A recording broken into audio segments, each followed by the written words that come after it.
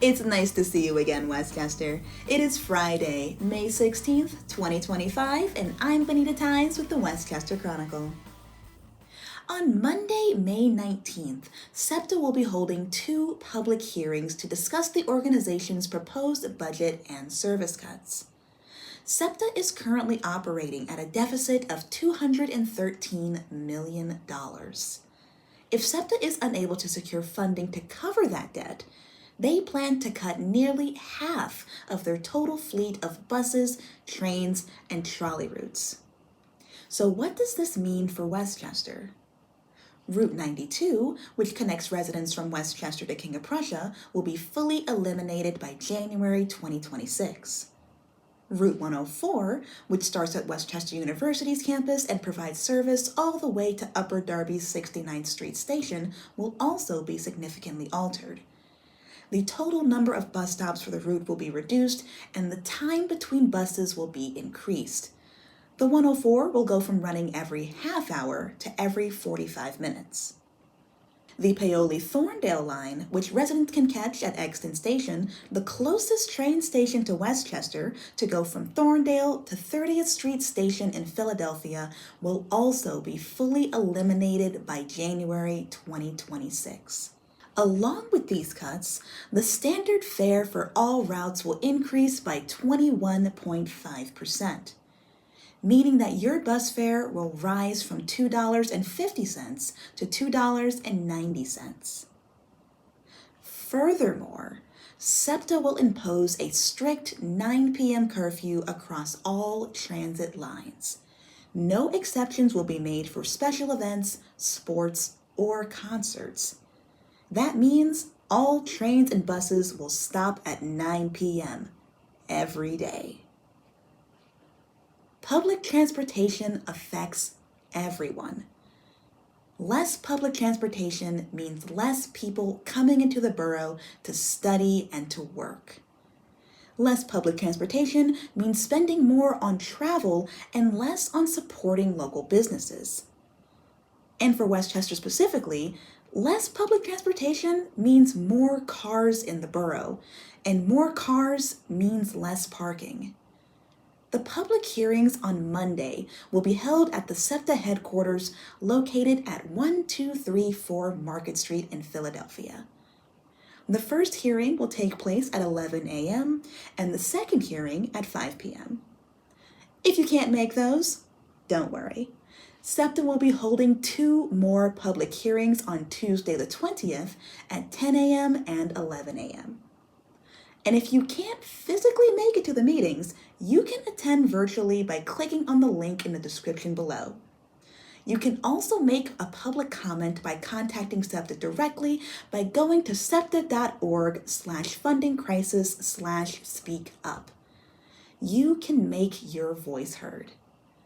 The website also provides a link to reach out to our state representatives regarding SEPTA's future funding. If you use public transportation, whether it be the regional rail, the trolleys, or Westchester's 3 buses, now is the time to speak up. The SEPTA board will vote on the budget proposals on June 26. You can find out more information about SEPTA's budget by clicking on the links in the description below. With the election coming up on Tuesday, we wanted to share some information on how candidates fund their campaigns. Campaigns cost money, and that money has to come from somewhere. Usually, campaigns are funded by 2 sources: individual supporters and political action committees, or PACs. When a candidate runs for office, they usually have a political action committee for their campaign, often, but not always, with their name on it. A political action committee has a chair, or leader, and a treasurer who are required to file records with the county and the state, depending on what the position the election is for. Those records show who is contributing every penny, where they are from, and what it is spent on. So starting this election, we are going to be putting the information we got from the Cycle 2 campaign finance reports together to give you a snapshot of each campaign's finances and where their funding comes from. Not all campaigns have filed finance reports. They are only required to do so if they have spent or received a combined $250 or more in the period the report covers.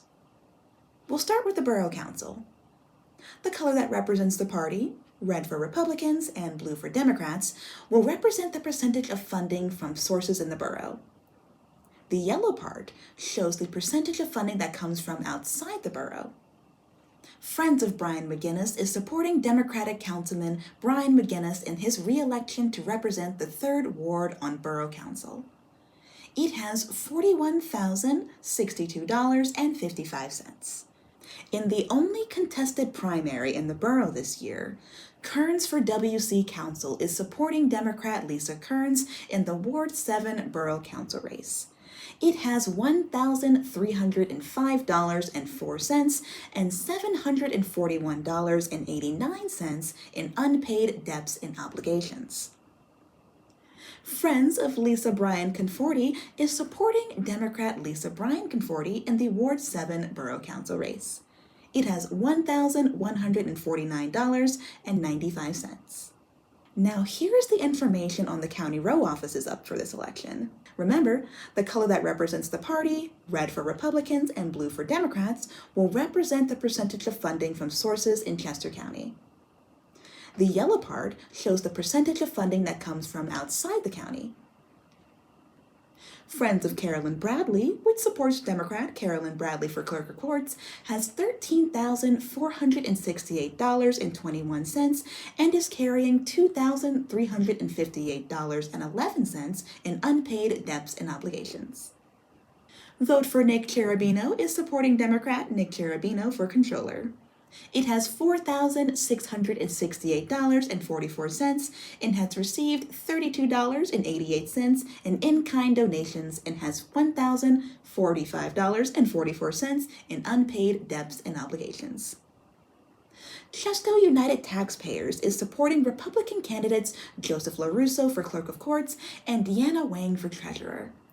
They currently have $3,690.91. The committee to re-elect Maisano Treasurer is supporting Democrat Patricia Maisano, and they have $20 and $2,910.31 in unpaid debts and obligations. Sophia for Coroner is supporting Democrat Sophia Garcia Jackson for Coroner. It has $2,117.17. Friends of Tom Hatz is supporting Republican Tom Hatzidius for Coroner. They have $455.06 in donations, 148 of which consisted of donated services rather than cash donations. As for the parties locally, the Westchester Democrats have $11,873.11, and the Westchester Republicans have $2,707.85. While at the county level, the Republican Committee of Chester County has $78,860.01. Now, we only listed committee filings. If we did not list the campaign committee, then it is because it was not on file at voter services. Transparency is the key to free and fair elections. Campaign finance reports allow the public to see who is supporting the candidates asking to lead their community. If you would like to see the voter records for yourself, unfortunately, they aren't allowed to be published online by law. However, you can go check them out in person by visiting voter services at 601 West Town Road. Just make sure to bring your ID. Now let's talk about the actual election. Tuesday, May 20th is the municipal primary election for registered Democrats and Republicans. Polling places open at 7 a.m. and close at 8 p.m. For those of you who are new to the area, there are 8 polling places here in Westchester. If you are not sure where your polling place is, the borough has an interactive website where you can enter your address and find out where you can vote. And you can find that link in the description below. Are you a Westchester University student and are using your campus address to register to vote? Please reach out to your residence hall advisor for more information on where your polling place will be. For those of you who applied for mail-in ballots, drop boxes for ballots opened up on May 6th. But make sure that you do not wait until the very end of Election Day. The county election office must receive your ballot by 8 p.m. on Tuesday. Specifically, your ballot must be postmarked prior to Tuesday the 20th at 8 p.m. or it will not be counted. To track the status of your mail-in ballot, you can go to vote.pa.gov/mail ballot status.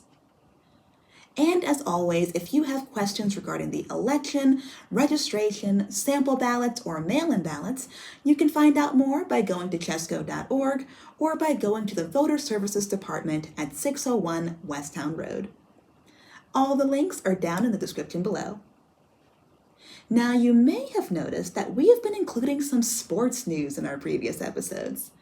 I would like to introduce you to our new sports correspondent, Darrin Bellinger. Take it away, Darrin. Hi, I am Darrin Bellinger, your new sportscaster, and I'm excited to be a part of the team. In local sports, the 46th annual Chestmont Track and Field Championships were held on May 7th at Coatesville High School. The event highlighted elite high school athletes from across the Chestmont League, competing in popular track and field competitions. The top 6 included Bishop Shanahan with 45 points, Westchester Ruston with 68 points, Great Valley with 76.5 points, Coatesville with 77 points, Avongrove with a solid 80 points, and coming in at number 1, yep, you guessed it, Downingtown West with a whopping 105 points. In Philly sports, your defending Super Bowl champions, the Philadelphia Eagles, are running it back against every team they beat on the road to the Super Bowl. But first, they kick off the 2025-2026 season against who else? The division rival Dallas Cowboys at the Link. Drop a comment to let us know who you think will prevail in the season opener. Go Birds! Also, as of May 13th, Major League Baseball has officially lifted the lifetime ban on the legend, Pete Rose, making him eligible for the Hall of Fame. The commissioner, Rob Manfred, announced the decision, which also applies to 16 other deceased players who were previously on MLB's permanently ineligible list. Rose, who remains MLB's all-time hits leader, was banned in 1989 after an investigation which was known as the Dowd Report. The investigation ultimately concluded with Rose being found guilty of wagering on games he managed while with the Cincinnati Reds. The policy was influenced by a petition from Rose's family and public advocacy, including talks between the commissioner and President Trump. While this reinstatement makes Rose eligible for the Hall of Fame induction, it doesn't guarantee his enshrinement. The final outcome lies with the Hall's ERAs committee, which will vote at the end of 2027. The Phillies are on record in support of the decision, as Rose played with the Philadelphia team for 5 seasons. Drop a comment on this too, and let us know if you think the late great Charlie Hustle should get in the Hall of Fame. Now back to your host, Bonita. Thank you, Darrin, and welcome to the team. As always, we appreciate you tuning in. Thanks to your continued support, our team has grown and we look forward to bringing you even more coverage. With our friends at Alliance Space, we can take our project to the next level. However, in order to keep this show ad-free, we will need your help. If you appreciate what we do, please consider becoming a supporter on Patreon, liking and sharing us on Facebook, and subscribing on YouTube. It's the easiest way to support us and help us bring you the news. And if you'd like to listen to our show via podcast, you can find us on SoundCloud. Finally, if you have a news tip, an event you'd like us to cover, or just want to say hi, you can reach us via email at westchesterchronicle@gmail.com. We look forward to hearing from you. Our program is produced by Crimson Planet Media, recorded at Alliance Space here in downtown Westchester, and our music is by Doug Keller. As always, we want to thank you for your time, and we hope to see you soon. Until then, I'm Bonita with the Westchester Chronicle.